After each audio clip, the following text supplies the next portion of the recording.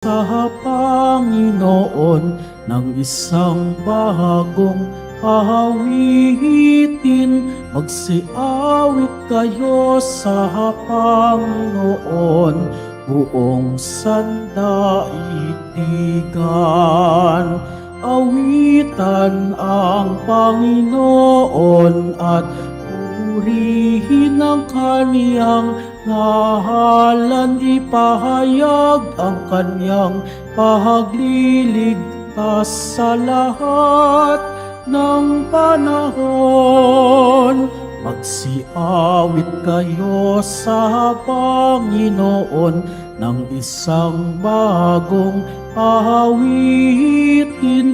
Magsiawit kayo sa Panginoon, buong sandaigdigan.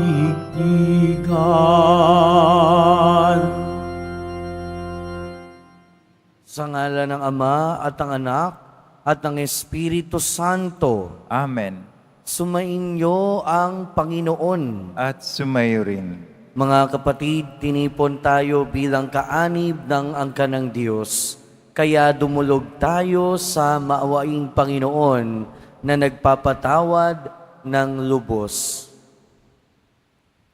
Sinugong tagapagpagaling sa mga nagsisisi, Panginoon, kaawaan mo kami. Panginoon, kaawaan mo kami.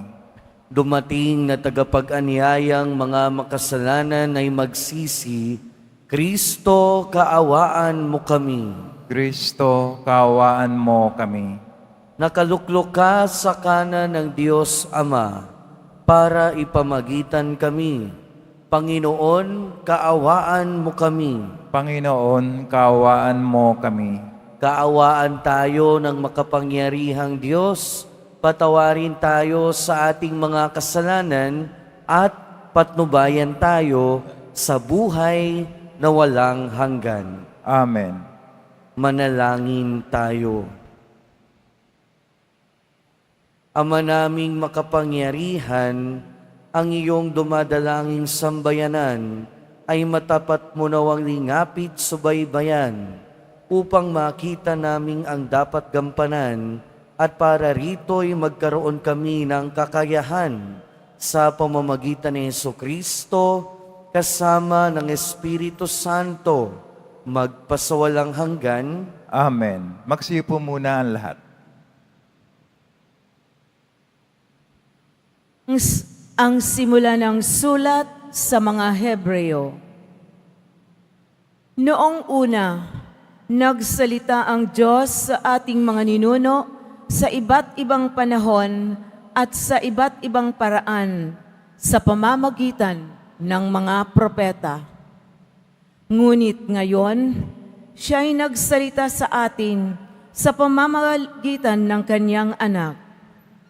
Sa pamamagitan ng anak ay nilikha ng Diyos ang sansinukob at siya ang itinalaga niyang magmay-ari ng lahat ng bagay. Ang anak ang maningning na sinag ng Diyos, sapagkat kung ano ang Diyos, ay ganon din ang anak. Siya ang nag-iingat sa sansinukob sa pamamagitan ng kanyang makapangyarihang salita. Pagkatapos niyang linisin tayo sa ating mga kasalanan, siya'y lumuklok sa kanan ng Diyos, ang makapangyarihan sa lahat. At kung paanong higit na dihamak ang pangalang ibinigay ng Diyos sa anak, gayon din siya'y higit na dihamak sa mga anghel. Sapagkat hindi kailanman sinabi ng Diyos sa sinumang anghel, "Ikaw ang aking anak, ako ang iyong ama." Ni hindi rin niya sinabi sa kanino man sa mga anghel, "Ako'y magiging kanyang ama at siya'y magiging anak ko." At nang suguin na ng Diyos ang kanyang bugtong na anak sa sanlibutan, ay sinabi niya, dapat siyang sambahin ng lahat ng anghel ng Diyos. Ang salita ng Diyos. Salamat sa Diyos. Ang Panginooy sambahin ng lahat niyang mga anghel. Ang Panginooy sambahin ng lahat niyang mga anghel. Ang poon ay maghahari, magalak ang kalupaan. Lahat kayong mga pulo ay magsaya at magdiwang. Kaharian niya ay tapat at salig sa katarungan. Ang Panginooy sambahin ng lahat niyang mga anghel. Sa langit ay nahahayag yaong kanyang katuwiran. Sa tupa ay makikita ang kanyang kadakilaan. Mga Diyos-Diyosan nila'y yuyuko sa may kapal. Ang Panginooy sambahin ng lahat niyang mga anghel. Ikaw poon ay dakila at hari ng buong lupa.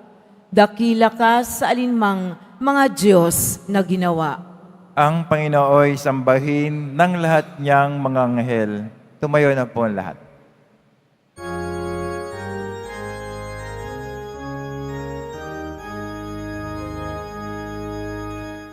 Hallelujah,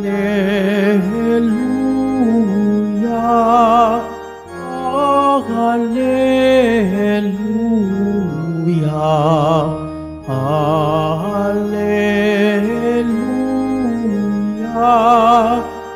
Hallelujah.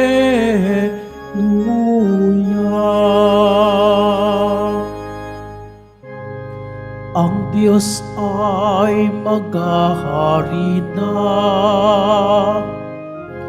talikdan ang tanang sala, manalig sa balita niya. Hallelujah,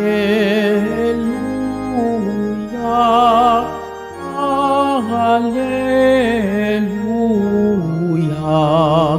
Hallelujah, Hallelujah.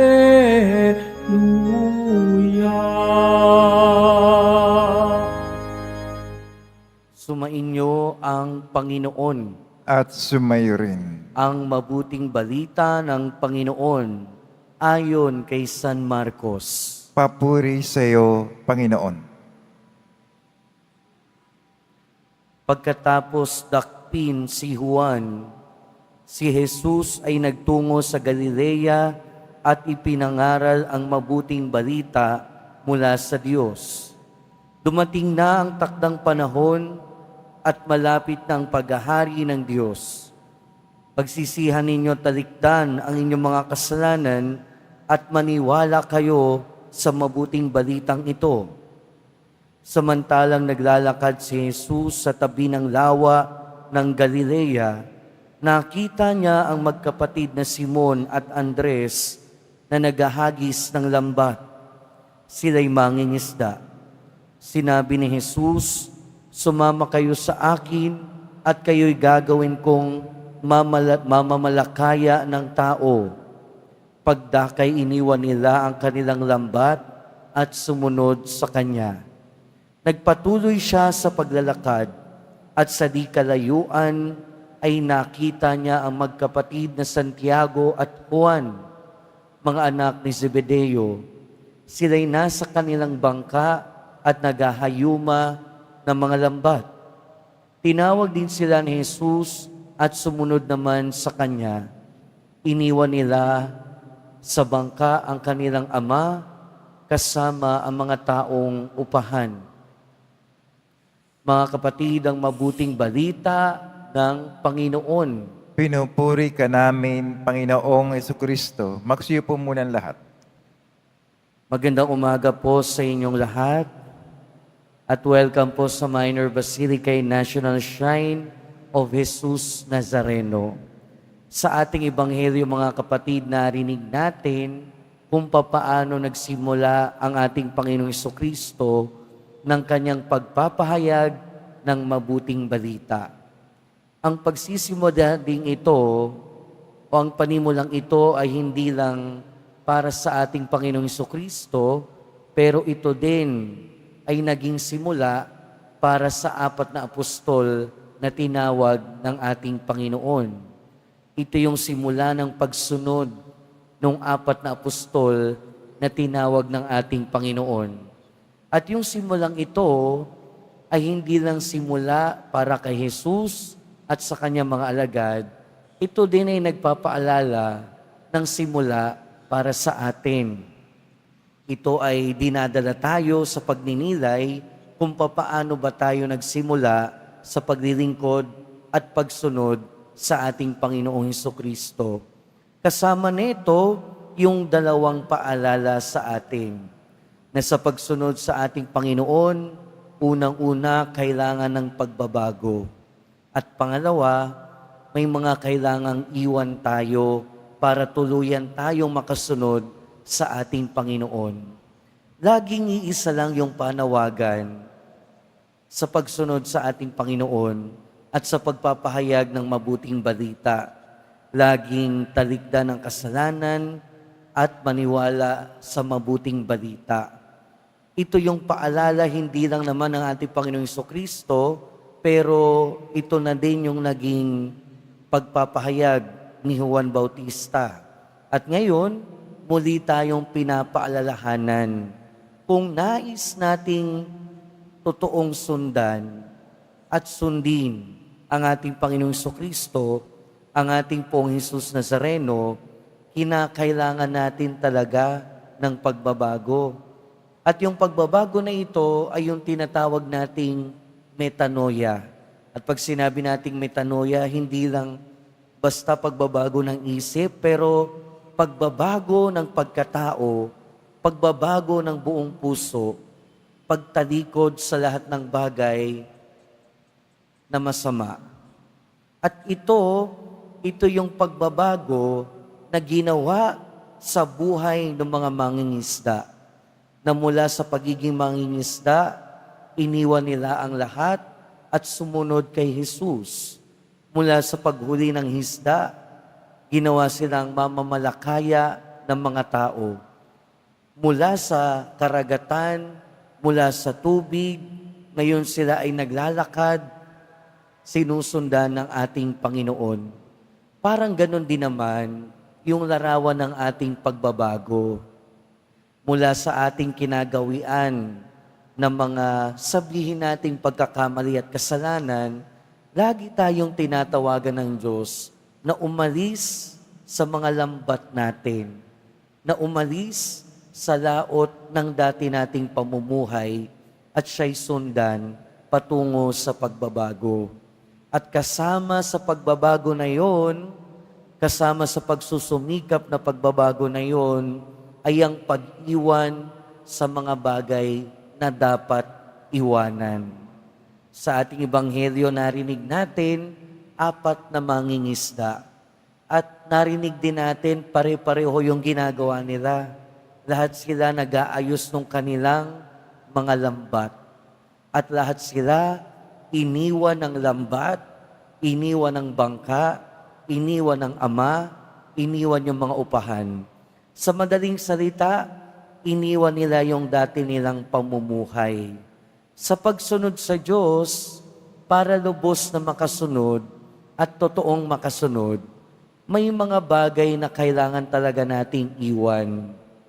At yung mga bagay na yon ay yung mga bagay na hindi na kailangan at hindi na makakatulong sa atin. Sa kaso ng mga disipulo na tinawag ni Jesus, yun ay yung mga lambat, yun ay yung dati nilang pamumuhay, yun ay ang bangka. Pero mas malalim pa sa bangka at sa lambat at sa dati nilang pagiging mangingisda, ay siguro yung mga pinangahawakan pa nila ng mga kasalanan, yung mga pinangahawakan pa nila sa buhay na nila na hindi na akma sa pagsunod sa ating Panginoon. At ganon din naman sa ating mga Kristiyano, ang laging panawagan sa atin ay bitawan at iwan yung mga bagay na hindi kailangan sa ating buhay para makasunod sa ating Panginoon. Iwanan at bitawan yung mga bagay na hindi makakatulong para makasunod tayo sa ating Panginoon. Ibig sabihin, meron tayo kanya-kanyang mga bangka. Meron tayong kanya-kanyang mga lambat. Meron tayong mga kanya-kanyang dating pamumuhay na ang panawagan sa atin, bitawan at iwanan nang sa ganun, tuluyan tayong makasunod ng lubusan sa ating Panginoon. Amen. Tumayo na po ang lahat.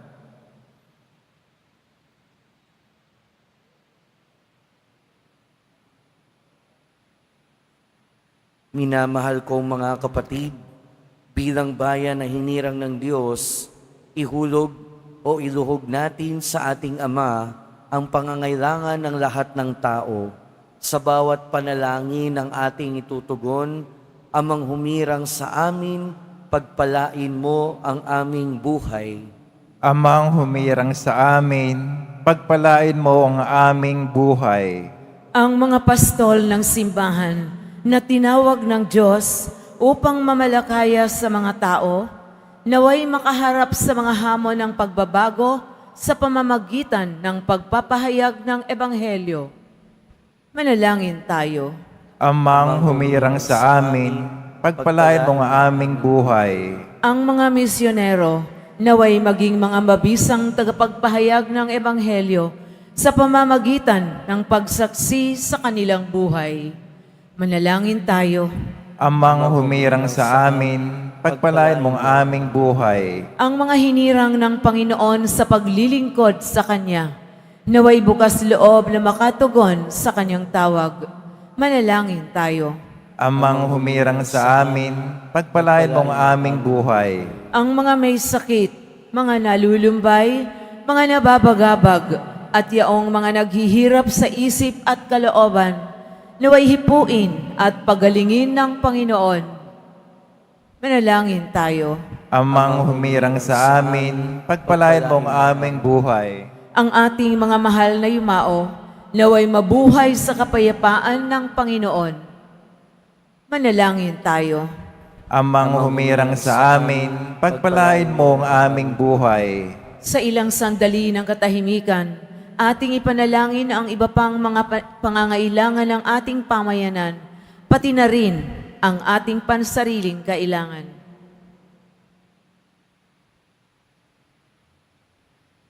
Manalangin tayo. Amang humirang sa amin, pagpalain mo ang aming buhay. Panginoong Diyos, gawin mo kaming karapat-dapat na isakatuparan ang alinmang gawaing nais mong gawin namin sa pamamagitan ng lakas ng aming Panginoong Hesukristo.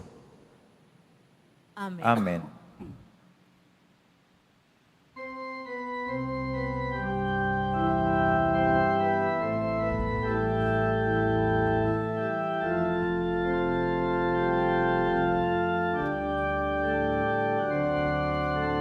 Ang maihahandog sa'yo, Panginoon, ang tinapay at alak mula sa aming kamay,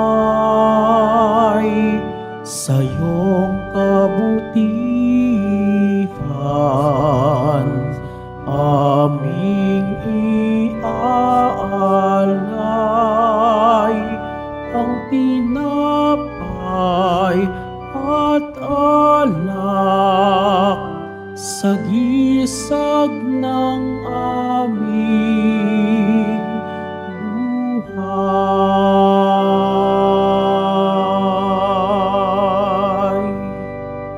Tumayo na po ang lahat. Manalangin kayo mga kapatid upang ang paghahain natin ay kalugdan ng Diyos amang makapangyarihan. Tanggapin nawa ng Panginoon itong paghahain sa iyong mga kamay, sa kapuri niya at karangalan, sa ating kapakinabangan at sa buong sambay niyang banal. Ama naming lumikha, ang paghahaing ito ng iyong sambayanan ay iyong marapatin ngayong paunlakan.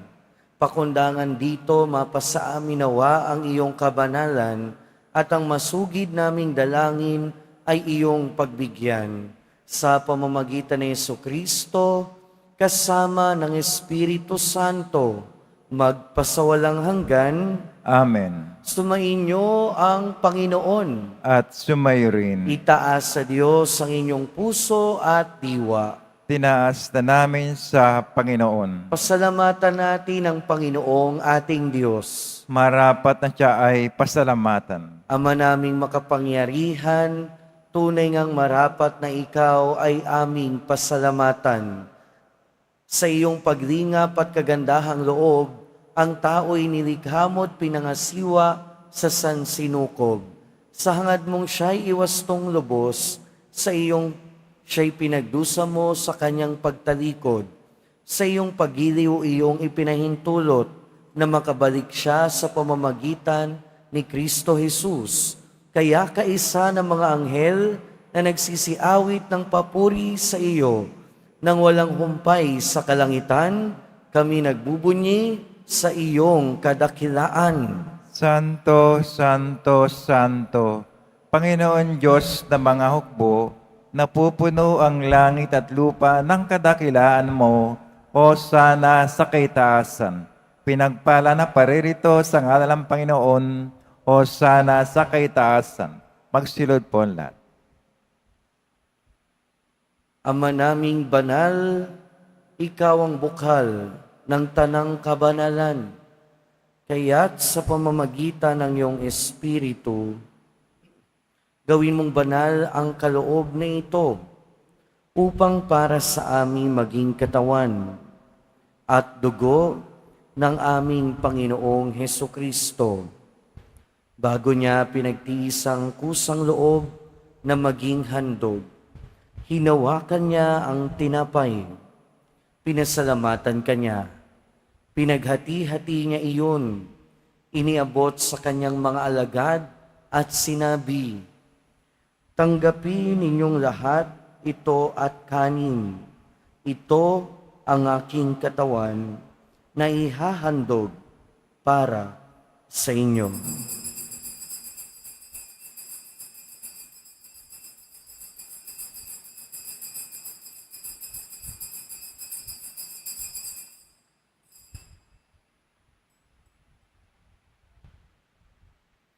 Gayon din naman nung matapos ang hapunan, hinawakan niya ang kalis. Muli kanyang pinasalamatan. Iniabot niya ang kalis sa kanyang mga alagad at sinabi, "Tanggapin ninyong lahat ito at inumin.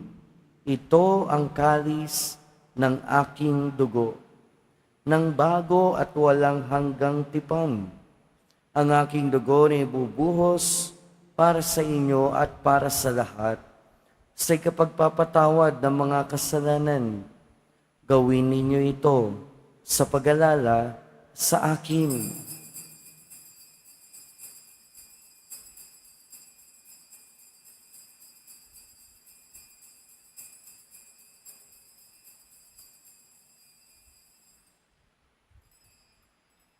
Tumayo na po ang lahat. Ipagbunyi natin ang misteryo ng pananampalataya. Kristo'y namatay, si Kristo'y nabuhay, si Kristo'y babalik sa wakas ng panahon. Ama, ginagawa namin ngayon ang pag-alala sa pagkamatay at muling pagkabuhay ng iyong anak. Kaya tiniaalay namin sa iyo ang tinapay na nagbibigay buhay at ang kalis na nagkakaloob ng kaligtasan. Kami nagpapasalamat dahil kami iyong minarapat na tumayo sa harap mo para maglingkod sa iyo. Isinasamo namin kaming magsasalo-salo sa katawan at dugo ni Kristo ay mabuklod sa pagkakaisa sa pamamagitan ng Espiritu Santo. Ama, lingapin mo ang iyong simbahang laganap sa buong daigdig. Puspusin mo kami sa pag-ibig kaysa ni Francisco na aming Santo Papa at ni Jose na aming obispo at ng tanang kaparian. Alalahanin mo rin ang mga kapatid naming nahimlay, nang may pag-asang sila'y muling mabubuhay, gayon din ang lahat ng mga pumanaw. Kaawaan mo sila at patuloyin sa iyong kaliwanagan. Kaawaan mo at pagindapating kaming lahat na makasalo sa iyong buhay na walang wakas. Kaysa ng mahal na Birheng Maria na ina ng Diyos, ng kabiyak ng puso niya si San Jose, kaysa ng mga apostol, ni San Juan Bautista, at ng lahat ng mga banal na namuhay dito sa daigdig ng kalugod-lugod sa iyo, may pagdiwang nawa namin ang pagpupuri sa ikararangal mo sa pamamagitan ng iyong anak na aming Panginoong Jesucristo. Sa pamamagitan ni Kristo, kasama niya at sa Kanya, ang lahat ng parangal at papuri ay sa iyo, Diyos amang makapangyarihan, kasama ng Espiritu Santo, magpasawalang hanggan. Amen. Sa tagubili ng mga nakagagaling na utos at turo ng Jesus na Panginoon natin at Diyos, ipahayag natin ng lakas loob. Ama namin, Sumasalangit ka, sambahin ang ngalan mo. Mapasa amin ang kaharian mo. Sundin ang loob mo dito sa lupa para nang sa langit. Bigyan mo kami ngayon ng aming kakanin sa araw-araw at patawarin mo kami sa aming mga sala para ng pagkapatawad namin sa nagkakasala sa amin. At huwag mo kami pahintulot sa tukso at yadya mo kami sa lahat ng masama.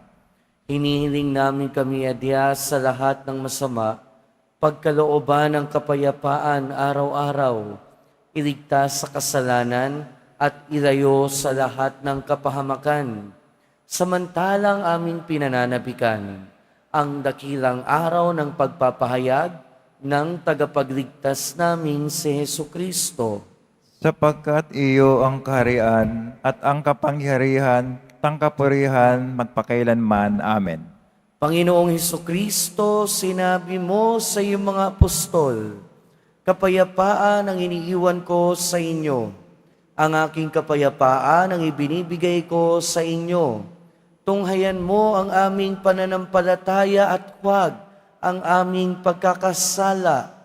Pagkalooban mo kami ng kapayapaan at pagkakaisa ayon sa iyong kalooban, kasama ng Espiritu Santo, magpasawalang hanggan. Amen. Ang kapayapaan ng Panginoon ay laging sumainyo. At sumayo rin. Magbigayan tayo ng kapayapaan sa isa't isa. Peace be with you po. Kordero ng Diyos na nag-aalis ng mga kasalanan ng sanlibutan, maawa ka sa amin. Kordero ng Diyos na nag-aalis ng mga kasalanan ng sanlibutan, maawa ka sa amin. Kordero ng Diyos na nag-aalis ng mga kasalanan ng sanlibutan, ipagkaloob sa amin ang kapayapaan. Magsilod po ang lahat.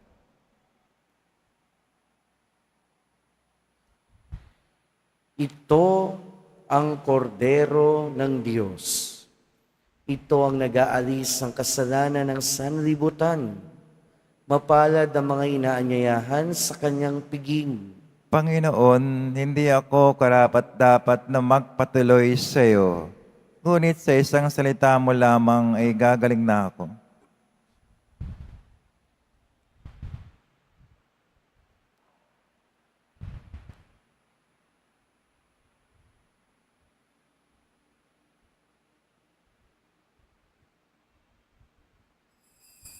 Para sa lahat ng tatanggap ng banal na komunyon, sasagot po tayo ng Amen. Pagkasabi ng pare o lay minister ng katawan ng Kristo at isubog at bibig bago umalis sa panampare o lay minister. Sumunod po tayo.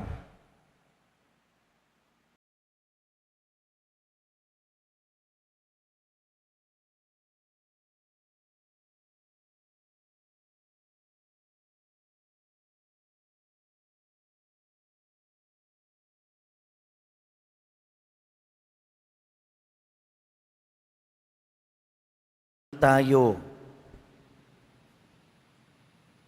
Ama naming mapagmahal, hinihiling namin kaming pagbigyan, pakundangan sa iyong dulot na pakikinabang. Ipagkaloob mong ikaw ay aming paglingkuran sa pamamagitan ni Jesucristo kasama ng Espiritu Santo, magpasawalang hanggan. Amen. Sumainyo ang Panginoon. At sumayo rin. Mahal na poong Jesus Nazareno, inihayag mo sa pamamagitan ng krus ang walang maliw na pag-ibig ng Diyos sa sangkatauhan. Pakinggan mo ang kahilingan, lalo na para sa mga nangangailangan ng iyong tulong at awa. Makamtanawa namin ang iyong kasagutan na may utang na loob na tinatanaw. Basbasan din po ninyo itong mga imahen at dasalan upang lalo kaming manalangin at magtiwala. Sa pamamagitan ng bendisyon na ito, naway lalo kaming maging mapaglingkod, masunurin at tapat sa iyo na aming maluwalhating Panginoon, magpasawalang hanggan. Amen. At pagpalain kayo na makapangyarihan at mahabaging Diyos, Ama, Anak, at Espiritu Santo.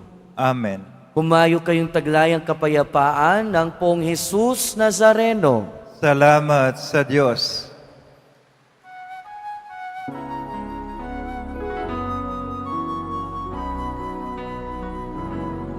Nuestro Padre Jesus Nazareno, sinasamba ka namin. Pinipintuho ka namin, aral mong aming buhay at kaligtasan. Nuestro Padre Jesus Nazareno, iligtas mo kami sa kasalanan. Ang krus mong hinamatayan ay sagisag ng aming kaligtasan. Nuestro Padre Jesus Nazareno, dinarangal ka namin. Nuestro Padre Jesus Nazareno, niluluwalhati ka namin. Nuestro Padre Jesus Nazareno, dinarangal ka namin.